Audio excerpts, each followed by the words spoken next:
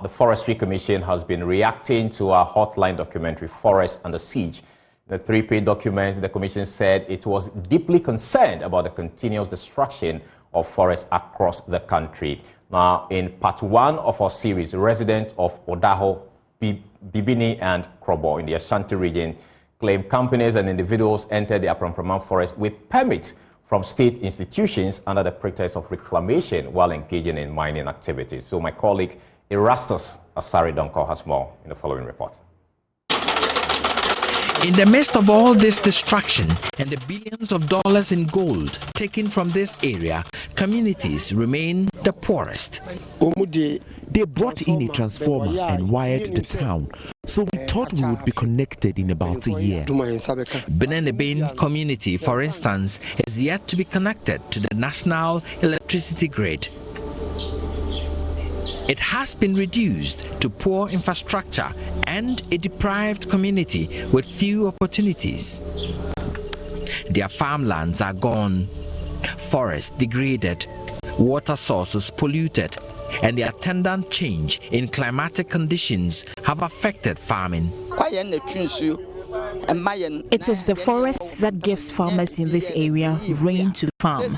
But now, if God doesn't intervene, we will not have rains to grow our crops. The indigents of Benenebane share their dilemma. We've not gained anything. Look at our schools, toilets, and our town. We are helpless.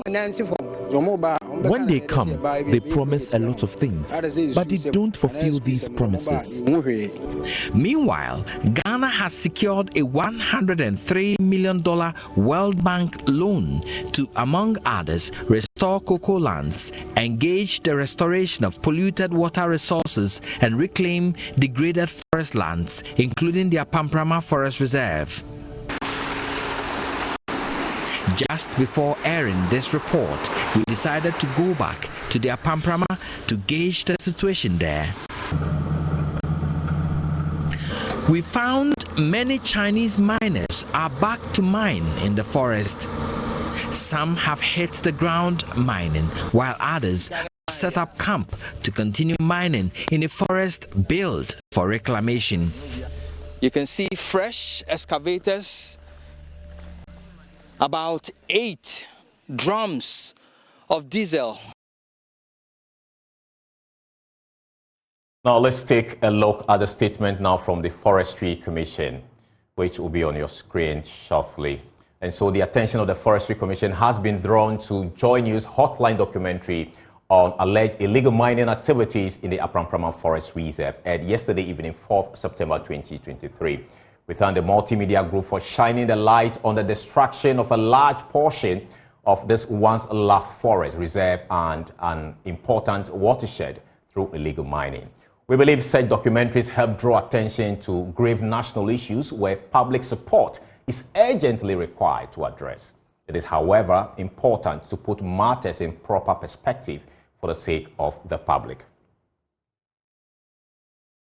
He goes on to say that Aprampraman Forest Reserve was duly constituted in 1952 and it covers an area of approximately 35 kilometers square.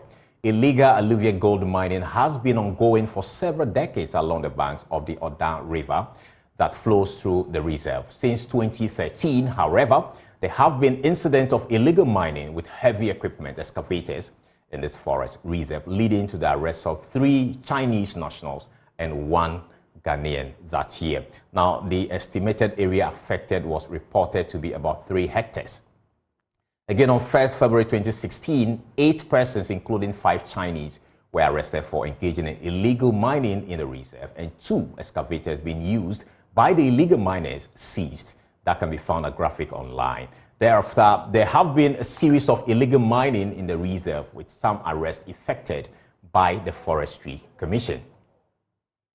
It goes on to say it will be recalled that at a recent Meet the Press held at the Ministry of Information on 2nd May 2023, the Forestry Commission reported that 34 forest reserves across the country have suffered incidences of illegal gold mining, and that apart from 3 of these reserves, where the Forestry Commission had challenges in dealing with the situation, the other 31 reserves were fairly under the control of the Forestry Commission, notwithstanding occasional incursions by illegal miners.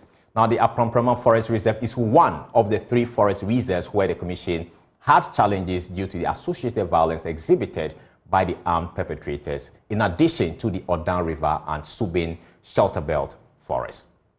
And as public regulator charged with the protection and sustainable management of Ghana's forests and wildlife resources, we are deeply concerned about incidents of illegal mining in forest reserves. Now, the fight against illegal mining has been arduous and multifaceted, but we continue to adopt measures aimed at coming to grips with this menace. It has serious socio-economic linkages and therefore needs to be tackled holistically.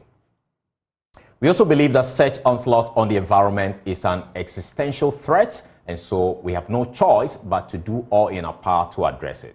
We therefore call on our traditional leaders and the general public to support the Forestry Commission by providing information on illegal mining in their communities and environs, so that the Commission can act swiftly to deal with situations before when they arise.